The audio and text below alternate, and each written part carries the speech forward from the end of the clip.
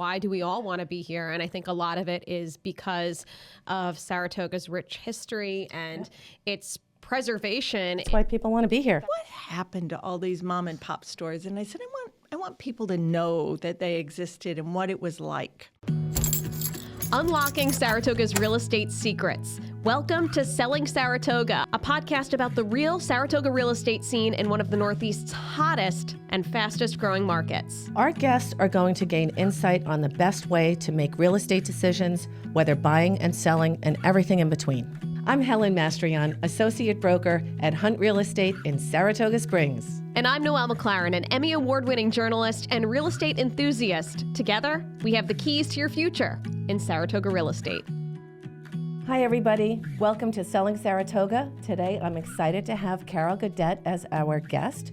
Carol is an author, a historian, so involved in Saratoga Springs, and the author of this book, On This Spot, Saratoga Springs. Welcome, Carol. Welcome, Carol. Yay. Thanks for joining us today. Yay. Thank you for having me. We've been friends for a long time. Carol, tell us about yourself. I want to toot your horn if you don't, but I'll begin way back when you were a fifth grade teacher for Lake Avenue and Greenfield Elementary School. Tell us more. Well, I think that's when I first met you. Your children went to Greenfield They did? Elementary. Oh, that's crazy. And it was just such a homey, warm school. And then later on in my career, I transferred to Lake Avenue Elementary. We were sad. I was sad, but I also was ready for a change at that time. What grade, I'm sorry? Fifth grade. Fifth grade? Which is the best grade in the world. What do you love about fifth grade? I think they have a well-formed personality by age 11. They are the people they're going to be. Mm-hmm. And I think they're impressionable, but they are still sweet and innocent and adoring. And then you and Dave purchased. Well, co-owners. Somewhere along in my career, I always loved to work with children, and I volunteered to be the team mom for my son's Little League team, and it was Ben & Jerry's. And through a series of unusual events, my husband and I ended up co-owning it with the coach, Patrick Pepino, and we have since 1996. Co-owning, sorry. Ben & Jerry's. Oh, Ben & Jerry's. Oh, cool. So they're very popular friends to have, without a doubt. No doubt. Yeah. Yeah, I think it's just because when we have dinners, I bring ice cream cakes or things like that. I mean, I would be friends with you too. And then Helen went into real estate and reached out to us. And I live in the same house I grew up in, so I wasn't going to be looking for a home for myself. But eventually, my children decided to live here, and they were looking for a home.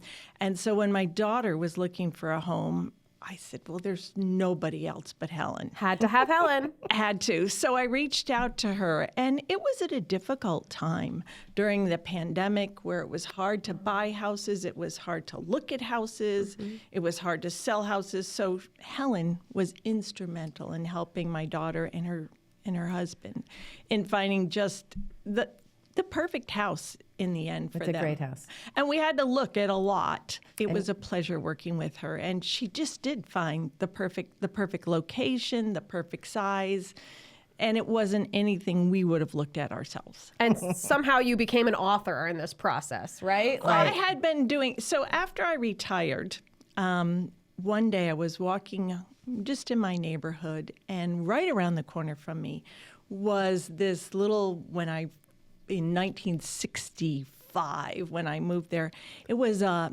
bookie joint / mom and pop store, and it was in a garage. And so I used to hang out there, and the owner used to let me watch the store when he went out to pick up bets. And it was my happy place. It was the place where I felt at home. And it has been closed a long time, and I was walking by and I looked at the garage and it had seen better days, and I said, oh, what happened to all these mom and pop stores? And I said, I want people to know that they existed and what it was like. So I wrote a story about it just for myself. And then I started finding out, I went to the library, that there were lots of mom and pop stores, and they all had a really interesting story. So I started just for myself writing these stories, and then I decided I wanted to share them, and I approached Simply Saratoga, and they loved the idea. And so I started these, and I just thought I was going to do it for a year. That was it. Just tell the world that at one time in our little community, we had 73 mom and pop stores at the height. Wow. And you didn't have to walk more than a block, for milk or bread or anything. My friend and your friend Tom Denny helped me map them out. And it was amazing to see how they were clustered in neighborhoods. Okay. And how a whole neighborhood and their history revolved around it. Wow. And you've also very close partnership with Saratoga Preservation Foundation in terms of their historical significance, right? So they read these stories and they said, would you do a program on this? As part of their mission to educate the public and to show pictures and to have people come and do kind of what I call now collective memory. And people share stories. And I thought, maybe 10 people will come. Oh. How many people showed up? Well, it was in a small room in Spring Street Gallery. So at 40 people, which was the capacity, Beautiful. they had to turn people away. Beautiful. But who came were people I did not expect. The son of the man who had that bookie joint, he showed up. I didn't know he was coming. So it became an interactive conversation. Nice. And Right. that was really fun. So that let me know that people wanted to hear these stories. Right. And so you speak a lot, or you recently spoke at the New York State Bar Association conference? I did. I did that as a Putnam? favor. They were looking for a speaker, and I was reached out to. So just as the kickoff. That's amazing. They came, it was mostly lawyers and judges from Long Island area, and they were here for the weekend, and they didn't know what they could do and why they'd want to be here. Right. I think that's also very important. Why do we all want to be here? And I think a lot of it is because of Saratoga's rich history and its preservation in those old time, small mom and pop shop type Main Street USA feel. And that's what you always talk about makes it so sellable. Yeah. And that's why people want to be here. That's why people want to be here. And that's why you had to write on the spot, right? That's what this talks about, right? Can you tell us about this book and how you came to it and what it is? That's a great question. I didn't know I was going to write a book. I just started writing these columns, and then I kind of ran out of mom and pop stores that I could talk to the former owners of. So then I started thinking about, I look at this place, whatever name the building, and I think it's always been this way. Right. But you in real estate, probably know more than I do how places change and how one house could look totally different with a renovation. Yeah. So I got looking at places, and I said, you might think that, for instance, the Adirondack Trust has always been there like that, but it hasn't. Yeah. That was a surprise. And so I went back, and fortunately, I did a lot of work with the preservation. So their researcher is my next door neighbor. He helped me dig deep into deeds. So we went back to when it was the very first thing. And each time I was shocked at all the different things a place has been. Yeah. All the different identities, different buildings and places here have taken on over time. So let's talk about this building where we are right now in the Collamer building, where Bright-Sided Podcasting has their studio. Selling Saratoga Films. Yeah. And when I reached out to Carol, she was like, I have a great story about the Collamer building. Well, it's in your book, and I read your book. So yeah, we don't want to give too much away. Exactly. But basically, so on the spot, tells a little bit about the history of each historic, special old building in this community, and the Collamer building, as Helen mentioned, is one of them. And so talk to me, give us a little tidbits without giving too much away, because we do want people to read your book. But what special attributes about the Collamer building can you tell us about? What's its history? Well, whenever I do a program, I always say to the people, what do you know about the Collamer building? Oh, you can't ask us the questions. I know that I just record a podcast here, and that this is where Palette is, community. I know that there's lots of offices in this building. Right. Palette's what do you here. know? The Nook is here. Chris Grasso and Tom Kirshner have their business upstairs. So I kind of know it as an office building. Yeah, like a big center for small business, right? And the bike store that used to be on the other side of it, was It's no longer I was there. going to say, that's before my time. I don't recall that. My husband's a huge cycler, so he got a Serata bike. So That's a great starting point. Okay. And so then I always like to say, okay, this is what I know now. What don't I know? And there were things about this building I didn't know. So it was built in 1882, 1883. But when it was built, they had to look on the buildings on either side. And this is something I later developed. I would first just look at a spot and say, well, as you know, when you're selling real estate, you have to consider the neighborhood. You could have a great house, but maybe the neighborhood isn't desirable. Right. So look at the neighbors. So next door was the Presbyterian Church. Now it's a parking lot, and we're going to talk about that in a second. Yeah. Right. What happened there. And that was built in 1855, almost 30 years before this building. And then we had City Hall. So when this building was built by Mr. Collamer, they had to consider the neighbors on either side. And he took elements of both of those buildings into consideration, so it blended in. But it was built as a luxury apartment building. Wow. Not an office building. So people lived here? Or did So people lived here. So I have a photo which we'll put up in a little yes, bit. if you want to watch us on YouTube. I know Watch a lot us of, on we have a lot of YouTube. listeners, but you can go check out our YouTube to see the picture that Carol's to see talking the about. picture. And the picture shows the 17 luxury apartments. Wow. Because at that time, people were living in either boarding houses or single-family homes. We didn't have luxury apartments. Wow. So think of now, we have all these luxury apartments and people complain about them, or maybe they Right. don't complain about them. There's mixed Depends feelings. whether you're Everybody buying has or a selling. feeling about it. Right. Imagine in 1883 saying, I'm going to live in a luxury apartment on Broadway. Wow. What would you want in Yeah. that luxury apartment? Walkability. Walkability. What else? Amenities. Amenities. Would you want a balcony? Absolutely. Well, I have 2 little boys, so right now, no, that's just asking for problems. But yes, if I were alone, 100%. So there were balconies, and in this photo you get to see it.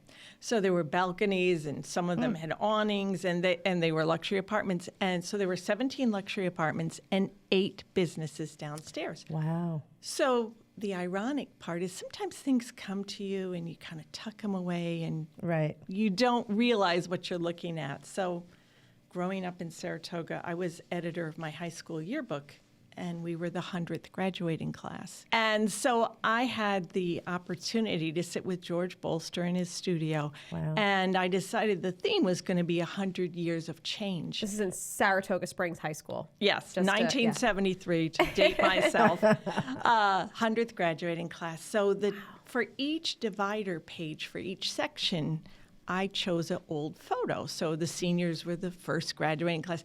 The ads was I wanted a building, and ironically, the one I chose was the Collamer building. Wow. Oh, that's And it was awesome. all these businesses lined up. Right. And one of them was Farmers Hardware, which was a business.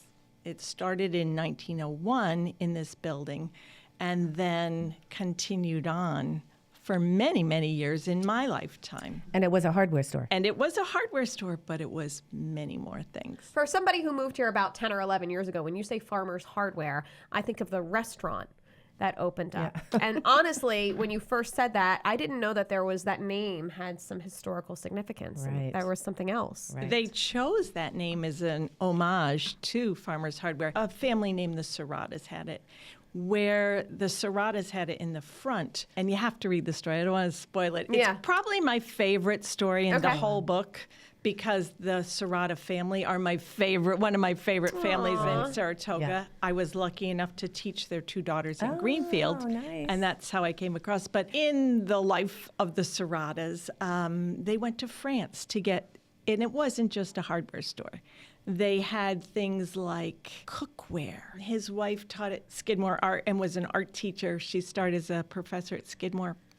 So it was an art department. It was a toy store. It was everything. It was more like a general store. Right? It was. There were a lot of those Yeah. before you could order everything online. Now Amazon's our general store, right? They had chocolates, but at one phase they went through a French phase. They went to France to look at cookware, and Bernie came back wearing a beret, and he was all.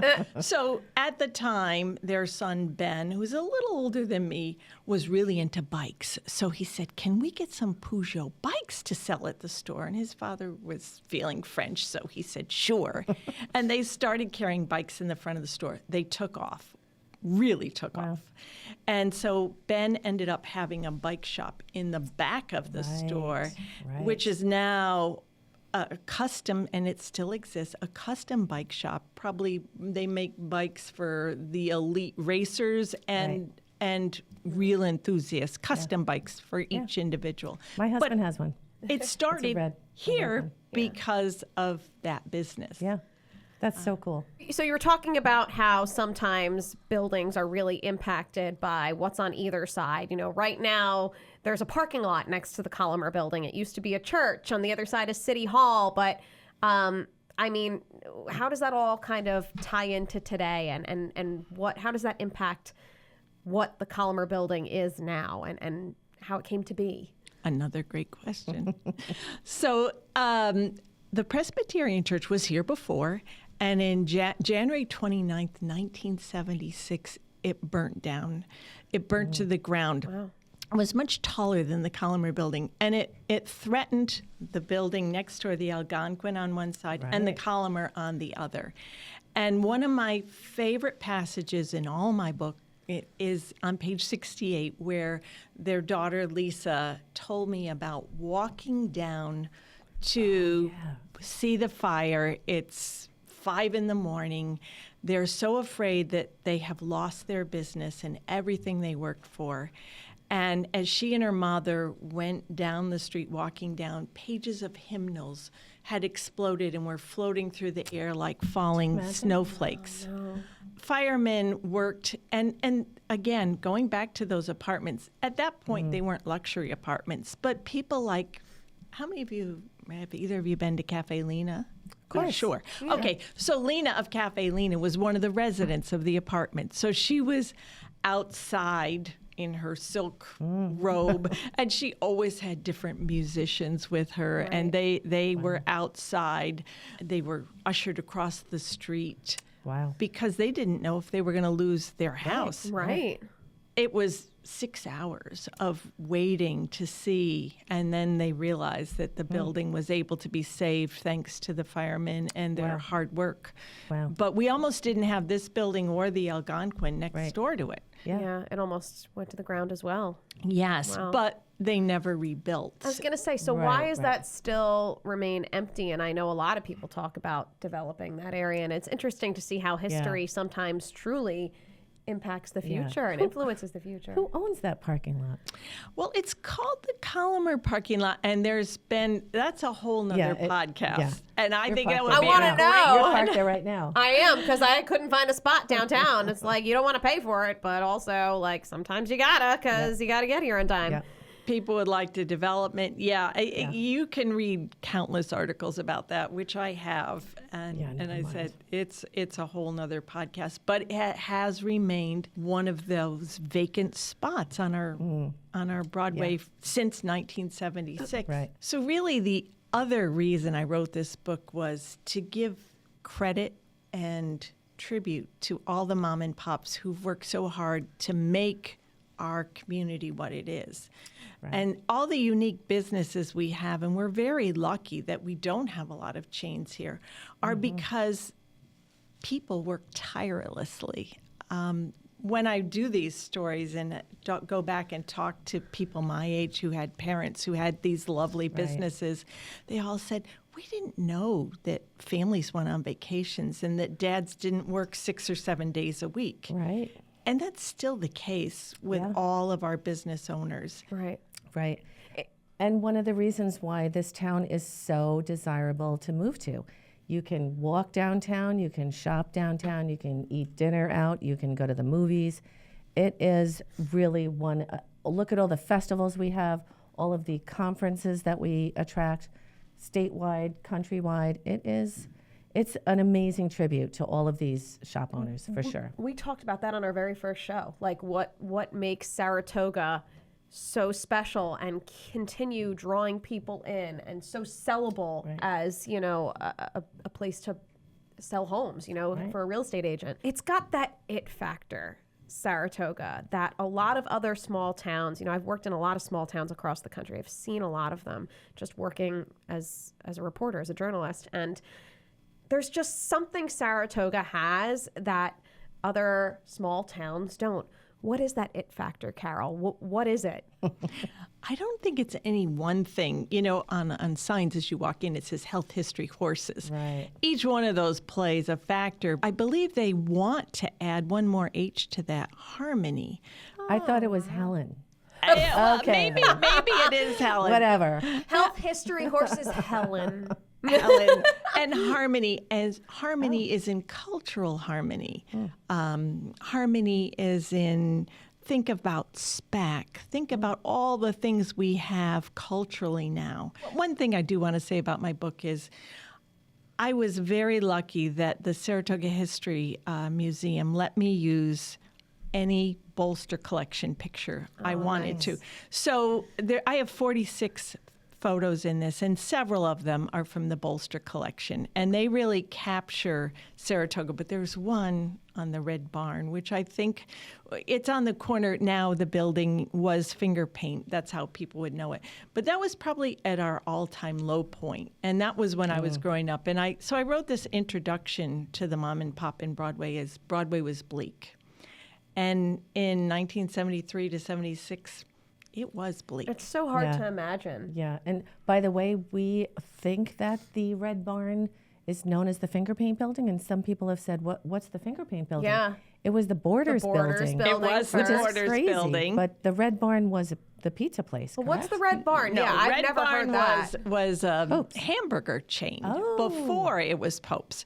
So it was like a McDonald's. And it was in the shape of so if you look in my book, I have a picture of that. It was in the shape of a barn, and it was a fast food, but it was where we as teenagers hung out because it was right in the center of town. It's a hot real estate spot. Yeah. Yeah, it was. For sure. On Broadway, how to dress. It was hard to imagine now that would ever be on Broadway. Yeah.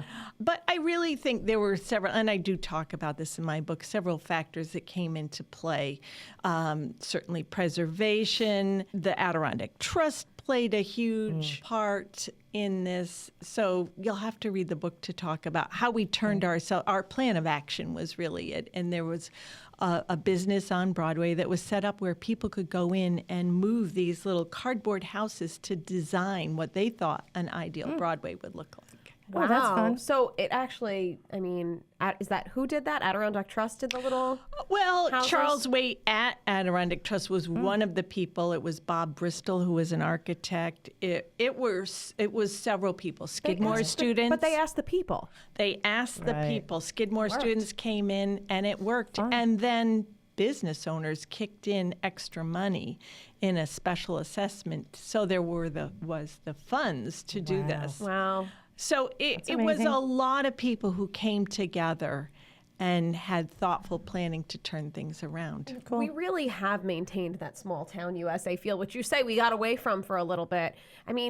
What do you think Saratoga does correctly that other small communities, especially in New York State, hasn't been able to do? Why do you think we're able to do it and other communities are not? I think it's because of all the hardworking, dedicated business owners and residents, people who really care about Saratoga and want to make it successful. Our Downtown Business Association is just one example. Right. And I know people have a love-hate relationship, maybe I shouldn't say that, with the Saratoga Preservation Foundation, but their guidance in new building and the things that they have in place help keep us being the Saratoga that people know and love and why they move here. Yeah, it's a long list of people and a long list of organizations that make us special. Right. So we've talked about all of these businesses on Broadway. One of the most beloved, at least in my family, to all families is the G. Willikers Toy Story. Oh, absolutely. So can It's a you tell staple. us a bit about the history? Who was there first, and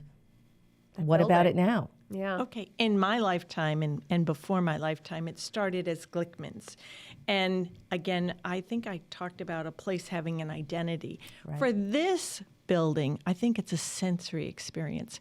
So growing up, it was men and boys that started work clothes, but then, of course, women loved it too. And it just had serviceable clothes. And today, people still come in, even though it closed in 1989, people still come in and talk about this store to the people at G. Willikers.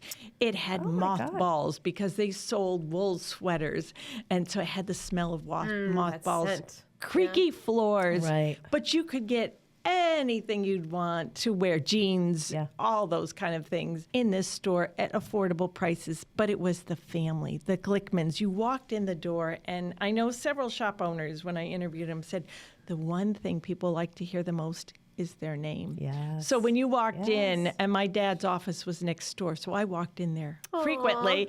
They knew you by name, and they greeted you by name, warm and Special. warm, and it made you feel special. Right. So when that business, yeah. it doesn't. When that business went out of business, when they retired, the Saratogian had an editorial about how we were going to just change the characters of downtown.